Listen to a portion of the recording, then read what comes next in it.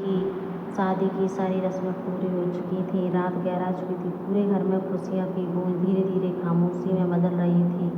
19 साल की नंदिनी अपने नए कमरे में बैठी थी। लाल जोड़े में सजी आंखों में अनगिनत सपने और मन में हजारों सवाल। यह उसकी जिंदगी की पहली रात थी जिसके बारे में उसने बचपन से बहुत कुछ सुना था, लेकिन उसके दिल में खुशी से ज़्यादा डर था। कुछ देर बाद उसके पति आरव कमरे में आए। उन्होंने दरवाज़ा धीरे से बंद किया और नंदिनी के सामने बैठ गए। दोनों कुछ पल तक बिना बोले एक दूसरे को देखते रहे। नंदिनी की आंखों से अचानक आंसू बहने निकले। आरव घबरा गए। क्या हुआ? तुम रो क्यों रही हो?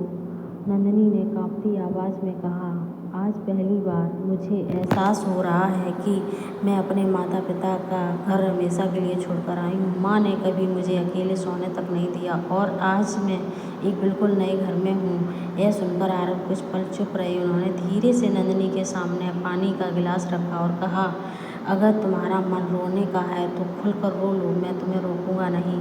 यह सुनकर नंदिनी और जोर से रो पड़ी। करीब आधे घंटे तक वह अपने माता पिता, बचपन और पुराने घर को याद करके रोती रही। आरव बिना कुछ कहे उसके पास बैठे रहे। जब नंदिनी थोड़ा शांत हुई तब आरव मुस्कुराकर बोले, आज किसी भी तरह की कोई जल्दी नहीं है। सबसे पहले हम दोस्त बनेंगे, भरोसा बनेंगे, फिर बाकी ज़िंदगी तो हमारे सामने पड़ी है। इन शब्दों ने नंदिनी के दिल का सारा दर्द खत्म कर दिया। उसने पहली बार मुस्कुराकर अपने पति की तरफ देखा। उस रात दोनों ने घंटों बातें की। नंदिनी ने अपने बचपन की शरारतें सुनाई। आरव ने अपने संघर्ष बताए। दोनों हंसते रहे, कभी भावुक हुए, कभी भविष्य के सपने सजाते रहे। रात कब गुजर गई दोनों को पता ही नहीं चला। सुबह जब नंदिनी रसोई में पहुंची तो उसकी आंखें थोड़ी सूजी हुई थी। सास ने पूछा, बेटा सब ठीक है?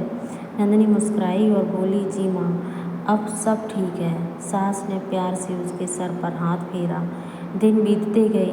नंदिनी धीरे धीरे उस घर में घुल मिल गई। आरव हमेशा उसकी भावनाओं का सम्मान करते। जब भी नंदिनी अपने मायके को याद करके उदास होती, आरव बिना कुछ कहे उसके माता पिता से वीडियो कॉल करवा देते। एक दिन नंदिनी ने पूछा, अगर उस पहली रात आप मेरा दर्द नहीं समझते तो शायद मैं कभी इस घर को अपना नहीं मान पाते। आरव मुस्कुराए और बोले, रिश्ते अधिकार से नहीं, भरोसे और सम्मान से बनते हैं। यह बात नंदिनी के दिल में हमेशा के लिए बस गई। कुछ साल बाद उसी घर में एक छोटी सी बेटी की किलकारियाँ गूंज रही थीं। नंदिनी अपनी बेटी को गोद में लेकर बोली, जब तुम बड़ी होकर अपने नए घर जाओगी तो मैं तुम्हें यही सिखाऊंगी कि एक अच्छा जीवन साथी वही होता है जो तुम्हारे आंसुओं की वजह नहीं, उन्हें पहुंचने की वजह बने। आरव ने मुस्कुराकर दोनों माँ बेटी को देखा। उस रात की शुरुआत आंसुओं से हुई थी, लेकिन उसी रात ने दो अजनबियों को ऐसा साथी बना दिया जो हर सुख दुख में एक दूसरे का साथ हाथ थामे रहे।